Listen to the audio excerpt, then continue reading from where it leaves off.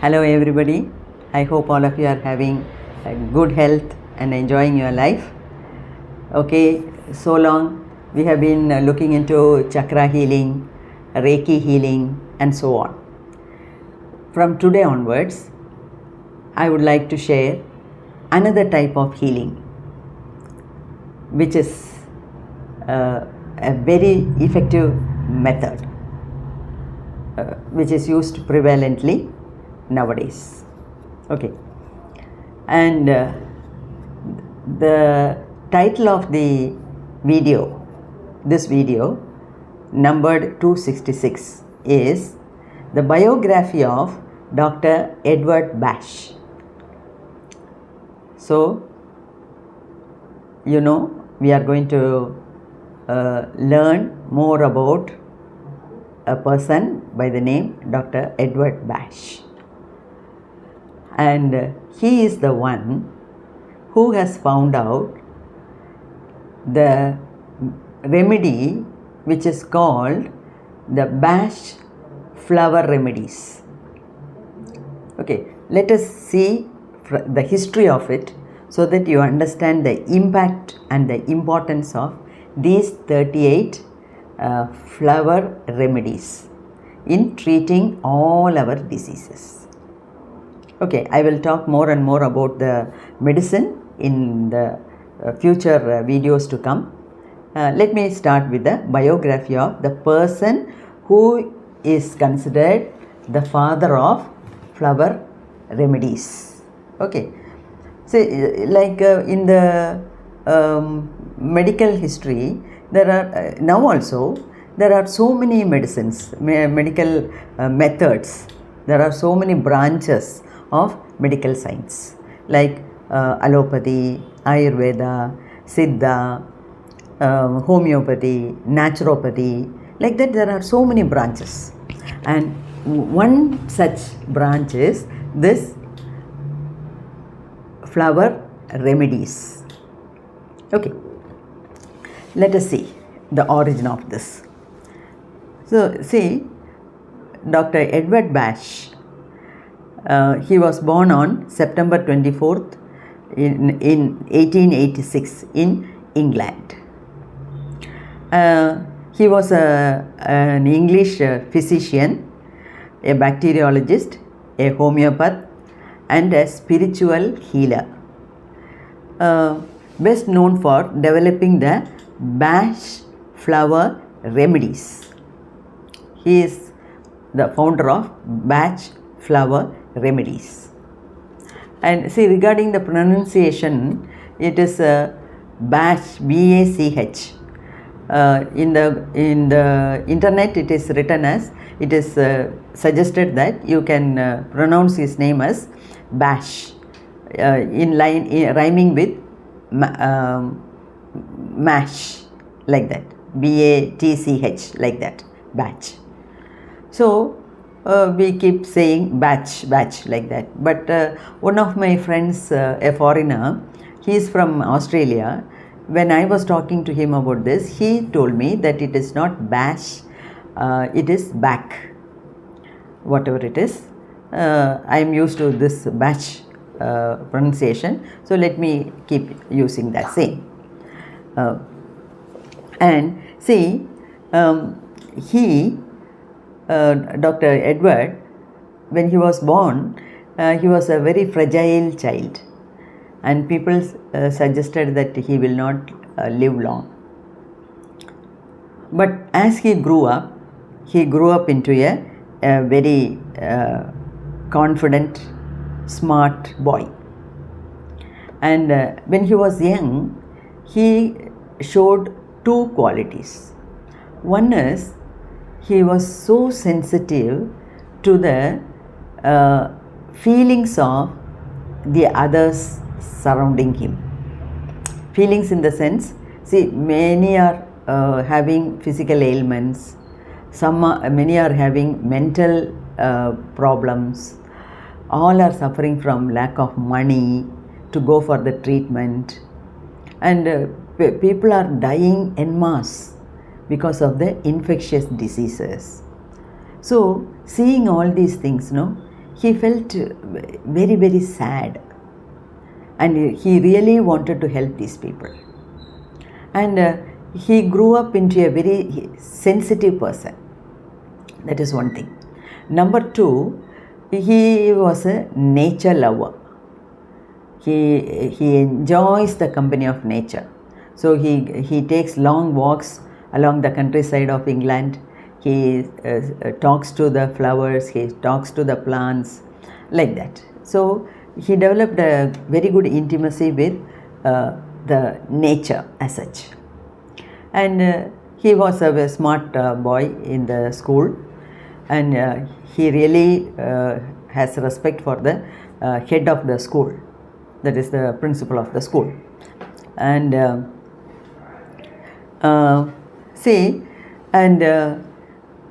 being the eldest person in the family, that is among the progeny, among the children, he was the eldest.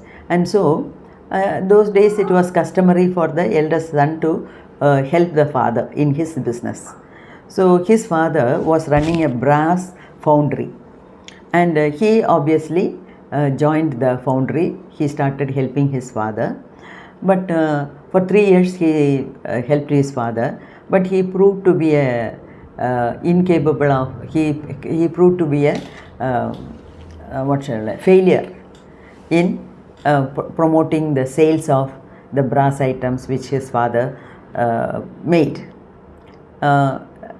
He was not a successful salesperson, I should say, and because his mind was not in that. And when he was working in the foundry, all that he could do was, there also people were suffering, people were having physical ailments, and people were having money problem to go for the treatment. So all these things, he was very sensitive to the people around him. But since he could not put his mind into this his father's business, he came out of that.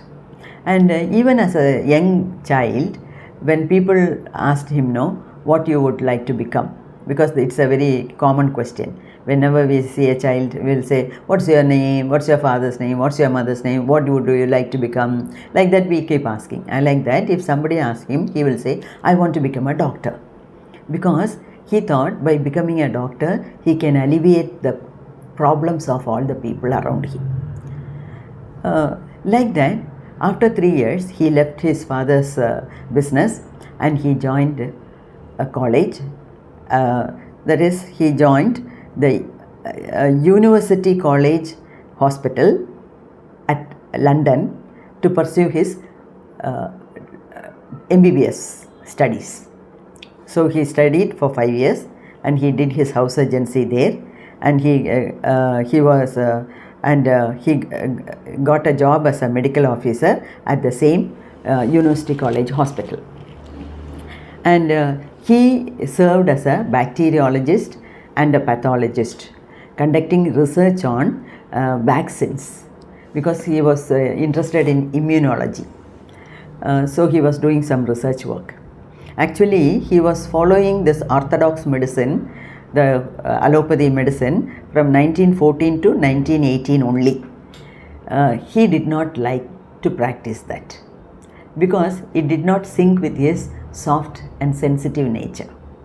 See, people, they come to the hospital with a lot of pain.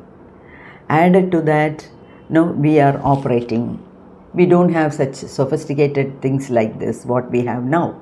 So when we operate, when we put the injection, when we treat them raw, they used to cry a lot. And this pained his heart so much. And he happened to see a girl screaming when the nurse approached her for administering an injection. She was shouting. She got so scared and she was shouting. Then the girl was asking, as it is, I am having a lot of pain, and why are you inflicting more pain on me by putting injection, this and that, like that she was screaming. And that really melted his heart. He thought, why should we add more and more pain to them? So we should find out a method by which without any pain, we should be able to alleviate their already existing physical and mental pains. So like that he was seriously thinking. Okay, so slowly he switched over from allopathic treatment to, he was having a good practice, but he switched over, he did not sync with his mind. And so he switched over to homeopathy. He worked as a homeopath from 1919 to 1930 for more than 11 years. He was working in that. He liked it because there is no operation, there is no surgery, there is no injection like that. So he liked it better than allopathy. And being a bacteriologist, combining the homeopathy background, he found out a lot of vaccines which are called bats nosodes.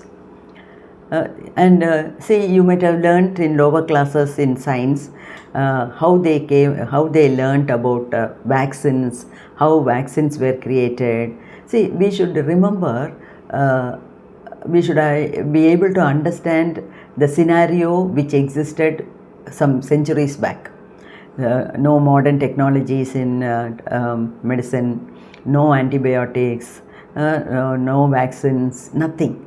And people were dying en masse because of infectious diseases like tuberculosis, leprosy, smallpox, like that. And every time whenever a war broke out, all the men in the family should go to the war front. And there also they get their hands mutilated, legs mutilated, no antibiotics. And so because of infection itself, people used to die in large numbers. And somehow Edward Bach could not digest all these things. Okay, and he found out that cowpox, people suffering from cowpox were immune to smallpox. Smallpox is a dreadful disease. Now it is completely eradicated. Okay, that's what the scientists claim. But we don't see it nowadays. Whereas some 3 generations back, it was very, very prevalent. See, cowpox is something like smallpox, which affect the bovine. Okay, so people who are having cows at home, when they mingle with the bovines, the disease is infected to them also. So cowpox is affecting the cows or bovines, and when people mingle with those cows, they also get the symptoms of cowpox. They also suffer from cowpox. But what Bach found out was, people suffering from cowpox were immune to smallpox. See, people are not dying of cowpox, but they are dying of smallpox. So it is better to get a less virulent disease rather than dying of a dreadful disease like smallpox. So he thought there is something in cowpox which gives immunity to the people. So like that, after long research, he came out with some vaccines called bats nosodes. Okay. And despite his medical success, he was not satisfied. He said, an illness is because of the disharmony between the body and the mind. And he says the symptoms are the external expressions of the bodily manifestations of negative emotional status. So, see, there is no harmony between the body and the mind. If the mind is affected, it is reflected in the body. If the body is affected, it is reflected in the mind. And most of the ailments which are manifested in the body are having the root cause in the mind. Most of the diseases are because of the negative emotions. And so he came out with the dogma, treat the patient, not the illness. See, in allopathy, what do we do? Suppose if 5 people are coming with the same complaint, like say headache. the doctor prescribes the same medicine for all the 5 patients. And what Edward Bach says is, you don't treat the illness. Here the illness is headache.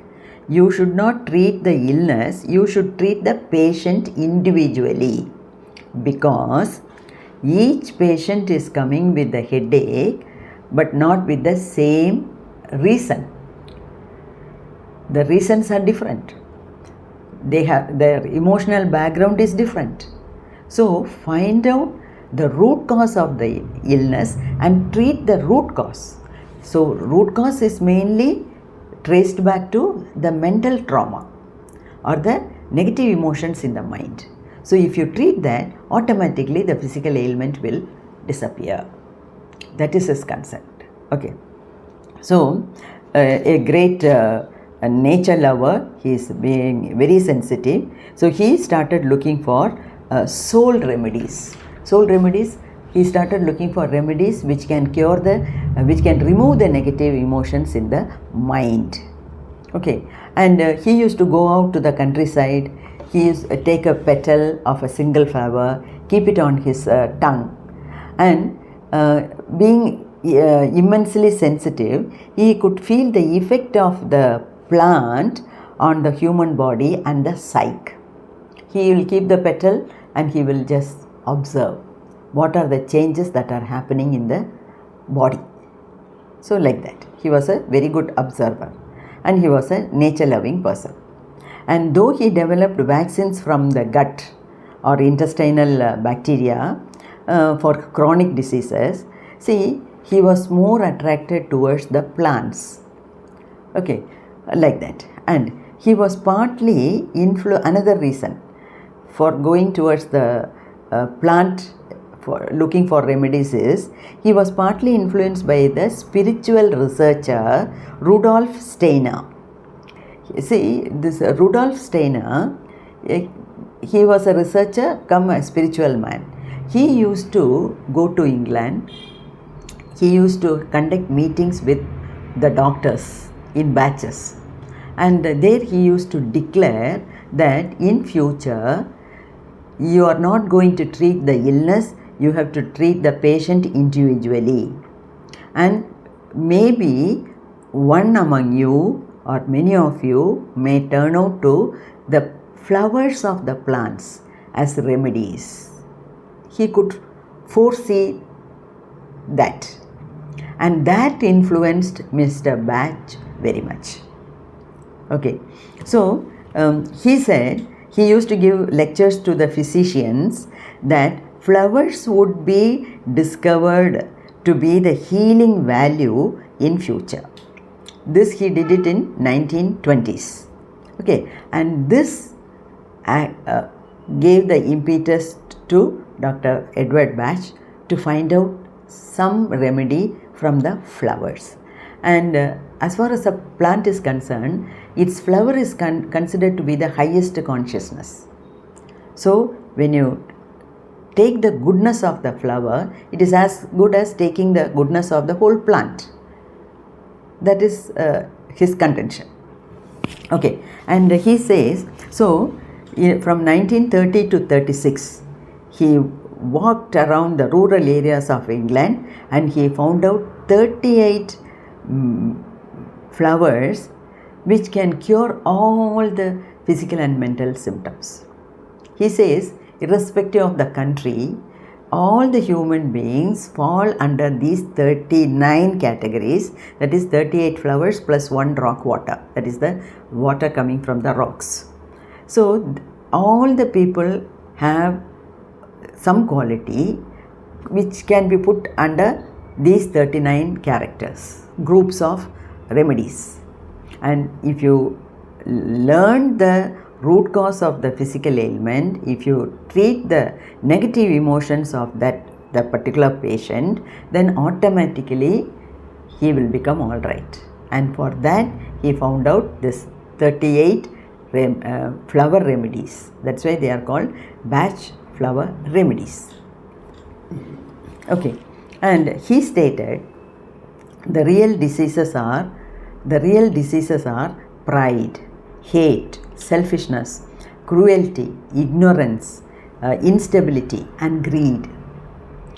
So his flower remedies have a strong impact on the toxic emotions. What do you mean by toxic emotions? The negative emotions like resentment, guilt, hate, feeling of being a victim and so on.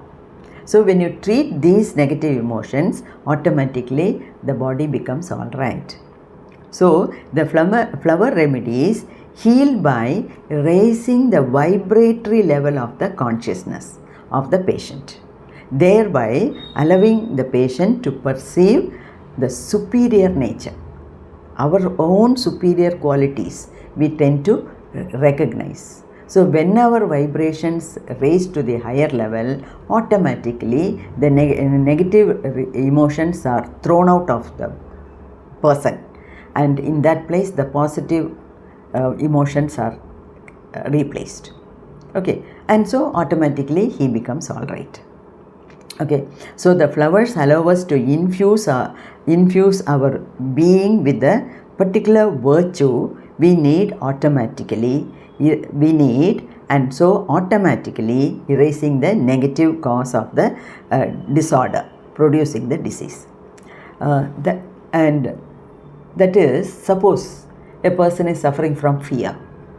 It is a negative emotion. Now, you take a flower remedy which can give confidence. Then, after taking the flower remedy, when he is getting confidence, automatically the fear will get out of his mind. That is the technique of Bach's flower remedies. What virtue you want to have, accordingly you take the flower remedy, the virtue will be developed in the person, and so automatically the opposite of the virtue, that is the negative emotion, will be sent out. So this is how his flower remedies are going to work. And to this day, Queen Elizabeth II uses his flower remedies, because flower remedies, he belongs to England.